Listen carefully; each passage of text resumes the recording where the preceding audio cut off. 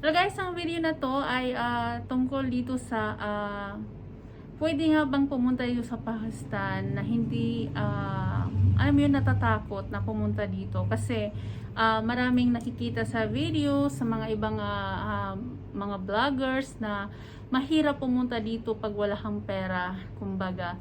So sa video na to ay tatalakay natin kung hindi ba talaga pwedeng pumunta dito pag walang pera. Alam mo yung lang bit-bit na pera. Or kung matatrap ka ba talaga dito pag nandito ka sa Pakistan. Ayan. So, bago ang lahat, pakiclick ng subscribe dito sa aking YouTube channel at pakilike na rin. Sa lahat ng makapanood nito, pakisubscribe naman ang aking YouTube channel. Ayan. So, first of all, pagka pumunta kayo dito sa Pakistan, huwag kayong matakot kasi dito naman ay free ang lahat. Kumbaga, free sa bahay tumira, pagka sa asawa mo, free kayong kumain. At sa mga nagsasabi na pagka pumunta ka dito, pag wala kang pera, matatrap ka na dito, hindi ka na makaalis, mahihirapan ka na, kumbaga kung ano yung gusto mong umuwi, hindi ka makakauwi. Parang unfair naman yun sa lahat ng mga gustong pumunta dito na parang pinagbabantaan mo sila, parang wina-warning mo yung ibang mga nagsasabi, kumbaga. Kasi dito naman, bakit yung iba nakakapunta dito at nagstay sila dito, tapos pag after that sasabihin nila huwag kayong pumunta dito kasi baka matrap kayo, pag wala kayong pera baka hindi na kayo makauwi. Bakit sila nandito rin sa Pakistan, hindi naman sila natrap? Tapos sasabihin nila, anong tawag doon? Very lucky lang sila sa asawa nila kasi yun na nga yung nakuha nila at hindi sila natrap. Bakit yung ibang pupunta dito, natatrap? Kung ikaw ay natrap, yung iba natrap, lahat ba na pumunta dito matatrap? Hindi ganun dapat ang sasabihin. Kumbaga, dito, pag pumunta ka dito, una, okay, sabihin nila, prinsesa ka daw. Tapos, pangalawa, hindi ka na pwedeng maging prinsesa kasi tutulong ka na sa bahay.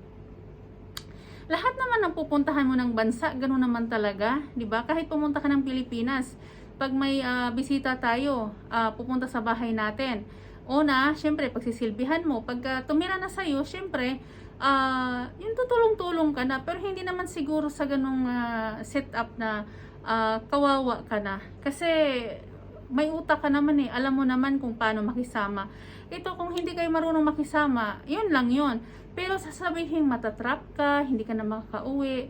Mas maganda nga dito, pag dito kayo pupunta sa Pakistan, pagka halimbawa mawala na kayo ng trabaho kasi pumunta kayo dito, tapos syempre nag-exit na kayo dyan sa mga trabaho nyo.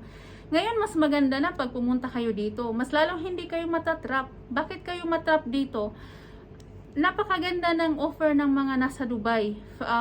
Anytime pwede kang pumunta ng Dubai, pwede kang magtrabaho ulit doon. Halimbawa, pagka ayaw mo na dito sa Pakistan, tapos wala na kayong pera ng jowa mo, alam mo naman na yung jowa mo na pumunta ka dito walang pera, syempre pumunta ka dito for, alam mo na, yung gusto mo ay makasama, at ayun, nawalan kayo ng pera. Mas maganda dito pag dito ka matrap kasi dito pag pumunta ka ng Dubai, mas mabilis lang kasi ilang oras lang yung Dubai mag-travel ka, 4 hours lang I think, katulad lang din ng Saudi. How more doon sa 'di ba, sa Pilipinas 10 hours ang biyahe papuntang Dubai, tapos yung process mas mahirap. Dito pag galing ka, halimbawa galing ka ng Saudi, tapos pupunta ka ng Dubai, galing ka dito ng Pakistan, mas mabilis kang pumunta doon at magtrabaho. Kakausap ka lang ng mga agent, mabilis kang makapunta doon.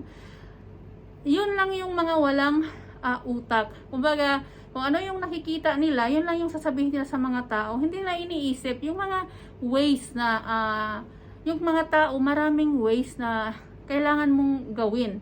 So kung dito ka, yung iba nga nakikita ko dito, mga nurse pa yung nandito, iniwan yung trabaho nila, iniwan yung posisyon nila dyan sa Dubai or dyan sa Saudi para lang pumunta dito sa Pakistan. Ngayon, nandito sila, tumira sila dito. Wala naman ako nakitang reklamo sa kanila.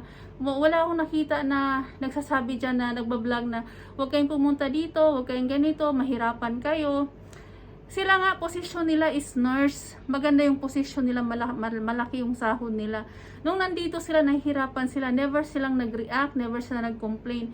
Pero yung iba, nagtatrabaho sa bahay, tapos pumunta dito sa Pakistan. Tapos pag nakapag-react, kala mo, kawawang kawawa. Alam mo yun, pagka nag-react, kala mo, sasabihin na sa buong tao na, ay, huwag kayong pumunta dito kasi matatrap kayo.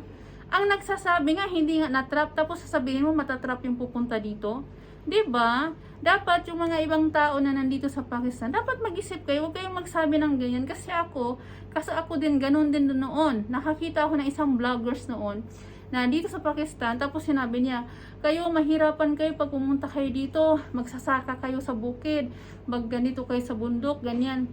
Hindi naman lahat ng pamilya dito sa Pakistan ganun ang hanap buhay. O yun yung napili ng hanap buhay ng asawa mo. Yun ang napili mo. Pero mong sabihin na lahat ng dito sa Pakistan ay ganun na yung gagawin. Magsasaka, ganyan. Ano ba, ganun lang ba ang tao dito sa sa Pakistan? Yung trabaho nila magsasaka lang. Eh syempre pag nandun sa bundok yung napili mo, syempre alam nga naman may mall doon, 'di ba? So sa lahat diyan na nahihirapan nandito sa Pakistan, at hindi nahirapan, sa mga hindi rin nahirapan, tapos nagsasabi mahirapan kayo pag pumunta kayo dito sa Pakistan, para kayo mga selfish. Alam mo yun? Kasi gusto nyo lang kayo yung maka-experience dito, tapos tinatakot nyo yung iba. Example na lang ako talaga. Talaga before natatakot ako. Parang pag sasama ako sa asawa ko, parang iniisip ko parang katapusan na ng buhay ko kasi negative yung mga nakikita kong mga reactions na nandito sa Pakistan. Syempre, hindi naman to Pilipinas na sasabihin mong kung anong anytime gusto mong gawin, gusto mong lumabas, gusto mong magganito. Hindi to Pilipinas, Pakistan ito, 'di ba? Tapos sasabihin mo gusto mong maging ganun. Tapos tuturuan nyo pa pag pumunta dito, paano ka makatakas. Ano yun? Kidnapping? Na pumunta ka dito, kinidnap ka, tapos kailangan mong tumakas? Di ba hindi maganda yun? Syempre, ganito lang yun. Pumunta kayo dito, di ba? Yung lalaki din umasa na kayo ay magstay dito. Ngayon, pag nahirapan kayo, pagkatapos nyo siyang gamitin, di ba? Pagkatapos nyo gamitin yung lalaki na yun, kasi nahirapan ka na, mag-isip ka na ngayon paano ka tatakas. Bakit mo tatakasan? Di ba? Pwede naman kayo mag-usap. Kung nahirapan ka, kausapin mo yung pamilya. Mas maganda nga dito kasi makakausap mo yung pamilya. Buong pamilya yan, joint family. So gusto nyo, pwede mong kausapin, nahirapan na tayo dito, wala tayong pera. Sige, babalik na lang ako sa abroad ulit, magtrabaho ako. Ganon lang yun, hindi yung tutakas ka. Kasi, pag tatakas ka, parang hindi maganda, parang kinidnap ka ba? O ano ba? 'Di ba? Hindi maganda yung ganon. Marami akong nakikitang mga nagsasabi na ganon. So sa lahat ng mga gustong pumunta dito sa Pakistan, huwag kayong makinig diyan sa mga content lang nila yan, pero sa totoong buhay masaya yan sila dito. At sa doon naman sa mga nahihirapan, kumbaga dito, kung nahihirapan sa lahat ng mga nanonood o nahihirapan kayo dito sa Pakistan, pwede nyo naman kausapin yung kung sino yung sinamahan mo, kung sino yung partner mo, asawa mo, pwede mong kausapin. O pwede ba ako bumalik muna ako doon sa trabaho ko sa abroad. Ngayon, galing ka ng Saudi. Tapos wala kang, syempre, nag-exit ka. So pwede ka pumunta ng Dubai, mag-ano ka ng Dubai, magkausap ka ng agent. Sa Pilipinas nga, napakalayo, pwede kang kunin. Sa Saudi na hindi ka pwedeng payagan ng amo mo, nakakapag-cross country ka pa nga. How much more pag dito ka na sa Pakistan, walang kakalaban sa'yo. Anyone will support you, di ba? Kakausapin mo yung pamilya, o sige, work muna ako ulit, punta ako ng Dubai, kumausap ka ng mga maraming agent dyan sa Dubai, marami naman, magtrabaho ka ulit. O kung ayaw mo nang bumalik dito, kausapin mo ng mabuti yung pamilya, hindi yung tatakasan mo. Kasi kung tatakasan mo, pinapahiya mo rin yung mga tao na nandito na, alam mo yun, pinakain ka, tinanggap ka, nung pumunta ka dito, winelcome ka, tapos ngayon, papahiya mo, tatakasan mo yung tao. Kumbaga, kailangan alis ka na, tapos hindi ka na babalik. Parang hindi naman magandang ugali yan. Diba? Selfishness yan. Dapat, kung hindi ka na nahirapan, pwede mong kausapin yung pamilya. Magtrabaho ako ulit, punta muna ako doon, kasi nahirapan na tayo. konti lang naman yung pera nyo dito. So, inshallah, makahanap tayo ng magandang paraan. Hindi yung pag nahirapan ka na, tatakas ka na kaagad. Syempre, bakit sa Pilipinas, pag nahirapan kayo, di ba kayo rin naman magtatrabaho? Hindi naman yung pamilya mo, ikaw pa rin, pupunta ka ng abroad, magtatrabaho ka. Dito ganun din, di ba? At least dito papakainin ka ng libre, na hindi ka sabihan na pinapakain lang kita, di ba? So sa lahat ng gustong pumunta dito, mag-tourist dito, huwag kayong matakot, huwag kayong alam mo yun, makinig sa iba na magsasabi na huwag kayong pumunta dito. Pag pumunta kayo, kailangan marami kayong pera. Bakit sila nung pumunta dito, nandito sila? Nandito naman sila, kasama nila yung partner nila, tapos magsasabi sila huwag kayong pumunta dito. Huwag kayong makinig dyan. Kasi ako kung nakinig ako before, siguro hindi ako pumunta dito. Kasi natakot din ako na nakikita ako nasa bundok, di ba? So, I hope sa lahat ng mga gustong pumunta dito, huwag kayong matakot, pumunta kayo dito, experience nyo kung anong meron dito. Pagkatapos yan, pwede nyo kausapin yung pamilya na gusto kong umuwi or magtrabaho muna ako kasi wala tayong pera, tulungan nyo muna ako. Pwede mong kausapin, hindi mo pwede mong sasabihin mong lalayasan mo. Napaka walang hiya mo naman. Pagpunta mo dito, welcome ka. Inanuhan ka pa ng bulaklak, binigyan ka pa ng bouquet ng bulaklak dahil winelcome ka. After all, lalayasan mo lang sila. Diba? Hindi magandang ugali yun na tuturuan mo yung tao na ganun. So, sa lahat ng gustong mga aspirant na pupunta dito, welcome kayo dito. I-experience nyo sa buhay. Kung ano yung gusto nyo i-experience nyo dito. Kung ano man yung madatnan nyo dito, kasi sila, sinasabi nila, they are lucky for their husbands, di ba? Bakit sila lang ba ang magiging lucky? Bakit ikaw?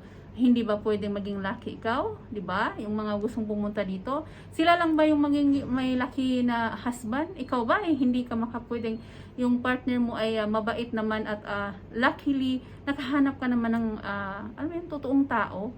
Mamaya nga dyan, mas maganda pa yung husband mo na hanap buhay kasa doon sa nagsasabi na huwag kayong pumunta dito. Diba? Nagsasabi sila huwag kayong pumunta dito. At tas pag pumunta ka dito, maganda pa pala yung buhay mo sa kanila. Diba? Tapos ikaw pa yung natatakot before. Diba? So sa lahat ng gustong pumunta ka dito sa Pakistan, welcome kayo dito. I-experience nyo yung gusto nyo i-experience sa buhay nyo kasi buhay nyo yan. Kung ano yung gusto nyo i-experience, i-experience nyo. Hindi ibig sabihin sila ay naging unlucky, magiging unlucky ka na rin pag pumunta ka dito. So sa lahat, paki-subscribe ng aking YouTube channel for more ideas and informative ideas dito sa Pakistan. Paki-subscribe ng aking YouTube channel. And thank you so much. Have a nice day.